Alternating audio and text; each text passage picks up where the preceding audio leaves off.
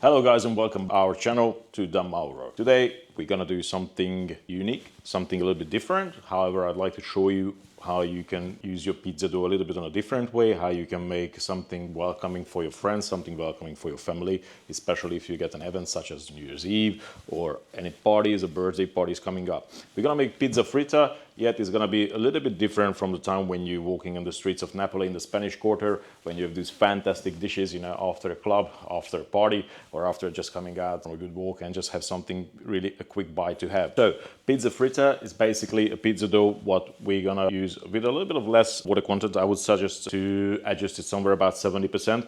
And then the dough what we're gonna make, we're gonna actually fry it in oil. You can use sunflower oil, rapeseed oil, it's really up to you. But enough of the talk, I think, because the food itself will talk for it, how fantastic it looks and how fantastic it's gonna be. So come, I'll show you quickly the method. We can walk through it very fast and then we make it and then we will taste it. So let's go.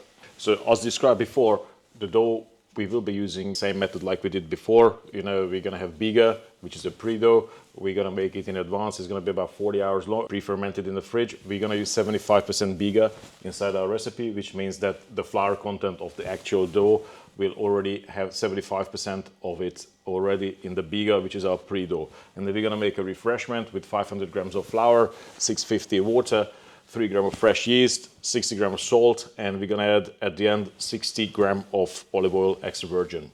And the water content will be set to somewhere around 70%. So it will be a little bit easier to handle, a little bit easier to work with it on the counter as well. And then as you see at the beginning, you know, 1500 grams of flour, strong flour, W marker over 300, 750 water, and 9 grams of fresh yeast. You can use dry yeast also. At the beginning, if you say that you use somewhere between 0 to 10 will be equivalent the same quantity of fresh as dry yeast because it's a very, very small amount. And then when it goes over there, then you know you reduce the quantity on the dry yeast compared to the fresh yeast. The refreshment, as I said, follow the recipe all the way through, and then let's see how it actually goes. And let's get to the machine and work the dough together. You don't need to cut the biga up into very, very small pieces. However, you know, it needs to be at the size where the machine can combine it well together with the water. So if you have a machine with less power, then cut it into smaller pieces so it can be combined better. If it's stronger with the spiral mixer what you have, then you can just good size chunks, you know, you can just basically break it into parts easily and then just rip it with your hand like that. As you see in the recipe, water part in the refreshment, I always divide it into two. I put 60% at the beginning and the other 40% I added gradually to it. The one thing which is very important, that the water has to be very, very cold. It means that 0 to 4 degrees Celsius or in Fahrenheit it's 32 to 41, I believe. So we add 60% of the water at the beginning. We add the flour and of course the fresh yeast. You don't need to dissolve the yeast into the water, just straight like that. You can crumble it on top of the flour and it will be absolutely fine. At the beginning we set mixer to a low speed, and then after about 6-7 minutes, once it starts shaping a pumpkin, then we gradually start adding the rest of the water. We can increase the speed and then work and combine all the rest of the ingredients together. The oil and the salt always comes towards the end. Very important, as I always say, you know, that salt kills yeast. So please, you know, try to avoid to put it at the beginning because it won't be effect that it actually grows. So we have to make sure that we leave it towards the end, and then we will be adding it to the last part, which basically somewhere around 90% already ready with everything, all the ingredients are in. Then we add the salt into it. So as soon as the pumpkin starts shaping, you know, we can start gradually adding the rest of the water into it as well. You see, I'm not pouring it very, very rapidly. I'm not pouring it very fast, just nice and slowly, gradually. I don't want the dough to actually break. I don't want the structure to break more than what it is. And once we have about 90% of the water already inside the dough, we can add the salt to it. Usually when I put the salt inside, I wait a little bit and I let the dough itself to absorb the salt. I don't want to add any more water. I know the salt dissolves in water, but I want to avoid that. I want to have the dough to actually work itself together with the salt. You know, I want to have the dough to combine the salt into it by itself. And usually, really almost at the last moment, the last minute when we start adding the oil into it as well.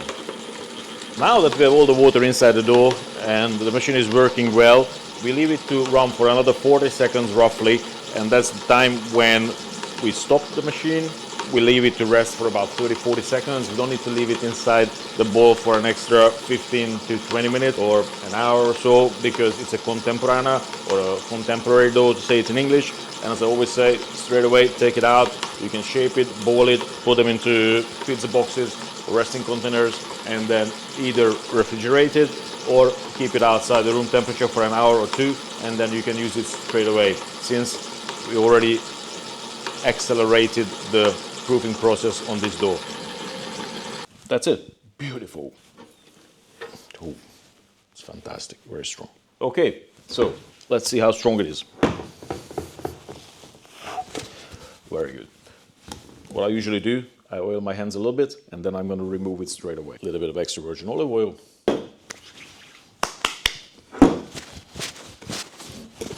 It comes out beautifully.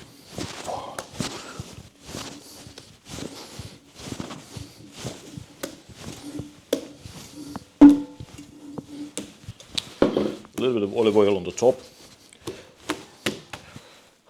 Thanks to the bigger, it smells fantastic. It's really fruity. You got a bit of acidic smell there. It's beautiful. I love the smell of fresh dough. It's fantastic. It's really, really amazing.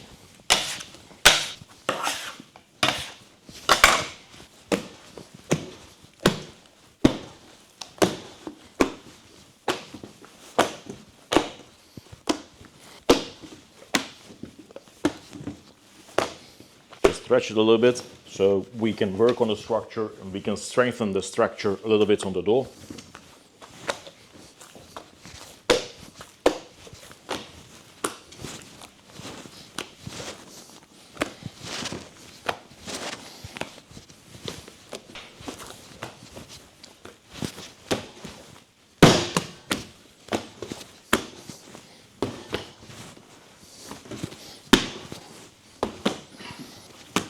Nice and airy.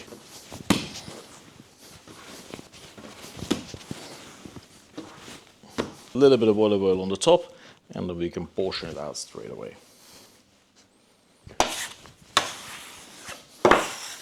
You can see that the top has got a little bit of olive oil on there, and it's very good for us because once I'm portioning it and I put it just on the side, you know, I always put it with the oily face down on the surface, the oily face down on the counter.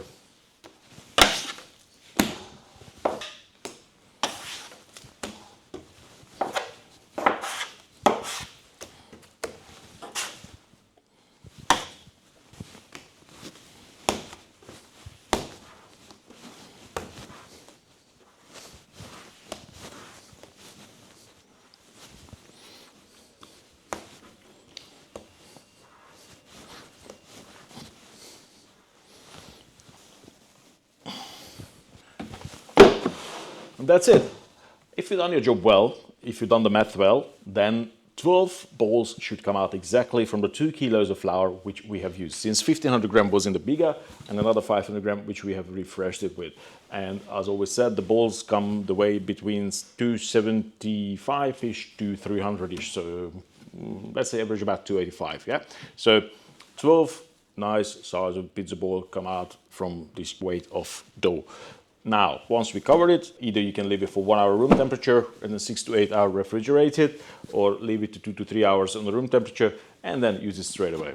So that's it for now. And then after we come back from the break, we have a brew for now, and then we make the sandwiches. Ciao. Okay, so to put the sandwich together, we're gonna do a little preparation in advance. And one of the things which we will be making, it is the pistachio pesto. The only difference, I would say, compared to an ordinary pesto, that instead of using pine nuts, we will be replacing the nuts for pistachios. I already ground them, so you can see it's nice pistachio kernels, and the only difference, it's not salted, very important, blanched, peeled, of course. And I usually take a frying pan, just plain, put the pistachio kernels inside there and toss it a little bit, heat it, so pan roast it a little, so it actually lets the oils out, it sweats a little bit and smells nicer, more intense on the flavor as well. And then touch of lemon juice. The lemon juice will be there to add some acid into it. You can replace it to any kind of a little vinegar. The important part of that the green color in the basil leaves, the chlorophyll to maintain it. You know, we need to put a little bit of acid inside there, so it's gonna stay nice, fresh, and really, really strong green. And pretty much that's it. Very important, Parmesan cheese. No grana padano, no any replacement stuff, you know. Parmesan is Parmesan, yeah. So just keep it simple like that. So just put everything together in a blender. You can use the jar from a stick blender, or if you want to make it in a bigger quantity, you can use any kind of liquidizer or anything like that. The good thing is that it fits inside what you want to do. You can double the recipe. I wouldn't say to half it because it's already a small amount, but upwards you can always go double, double, double. So it's very simple, very easy, straightforward. So come, let's make it together. You know, as Hungarian, you know, we add garlic into almost everything. So it always gives a bit of extra tint, a bit of extra flavor there. Touch of sea salt. And then last but not least, the most important thing, it's cracked black pepper. So it's cracked, you know, it's not ground, it's cracked. So you see those peppercorn bits in there. You can use a grinder as well, or you can use just pre-made cracked black pepper. Then we're adding an olive oil. Roughly every 20 grams of basil leaves, we add about 100 grams of extra virgin olive oil.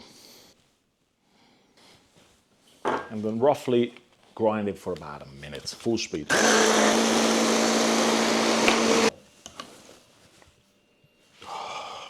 Brutal, amazing.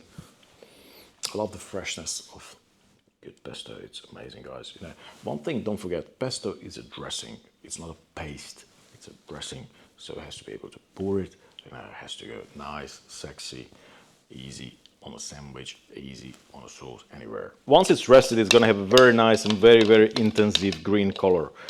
So you're ready, you can put it on the side and just prepare all the rest of our mise en place. Rightio, time has gone past. Our dough had rested. It's been a couple hours already, so let's have a look.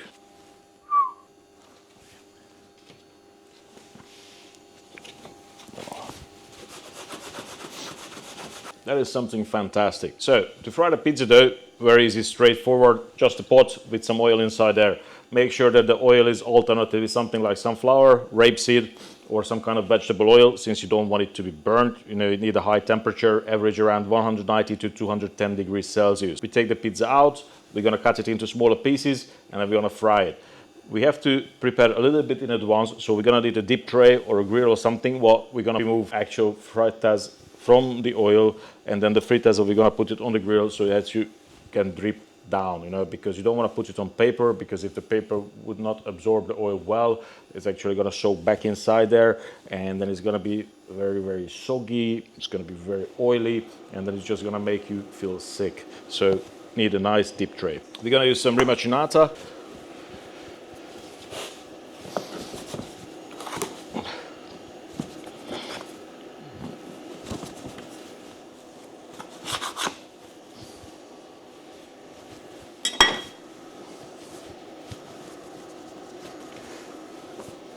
And I don't want to stretch it too much, since I want nice, good, big chunks out of it.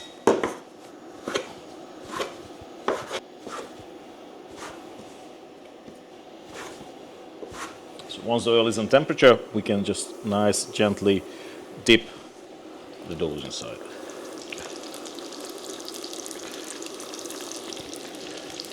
Ideally, you can use a spider and a slotted spoon to move them around, and nicely, easy, gently keep turning them so they fry to be golden brown. They're gonna be nice, fluffy, airy, and that's exactly what we look for. Once when you see that they're about to be done, just easy, gently remove it and put it on a grill.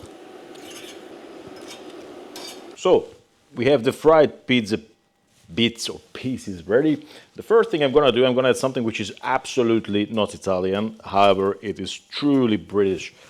Maldon, sea salt, the best thing that you can do to food to actually accelerate and to bring out all the flavors. It's fantastic, beautiful, gorgeous. Now, Parma ham. Once the Parma ham's up, you know, we can add the burrata. It's nice and creamy cheese. Alternatively, you could use stracciatella as well if you can get hold of it. Now comes the fantastic pesto that we just made recently. You see it's already how strong, how green it is. Don't need to overcook it, just nice, easy. Fantastic flavors, beautiful, fresh. A little bit of semi-dry tomatoes, so it's not totally dry, It's just halfway go through.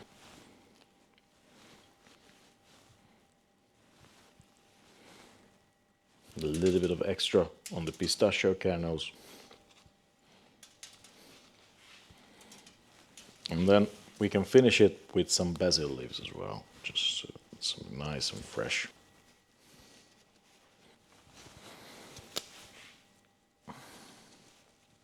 And when you think it's already done, now we can always add something a little bit more. It's truffle oil, you know, it's just for the perfumery, just for the smell, and also of course the flavor. So it's truffle infused extra virgin olive oil. Fantastic. Just drizzle a little bit on the top. It's beautiful. And then for the presentation, you can always think about something extra, something extravaganza. But no, you know, we can keep it simple, and also simple ideas can be smart as well. So let me show you a trick. So we can use an ordinary, very, very simple wooden cutting board, just a piece of baking paper. Just crush it together a little bit. Open it up and put it on top of the paper. Then you can place the sandwiches straight there. Looks rustic, yet still, if anything falls down, it's not going to go on the cutting board. You know, the wood is not going to absorb it. It will be much easier to clean it, much more hygienic at the same time.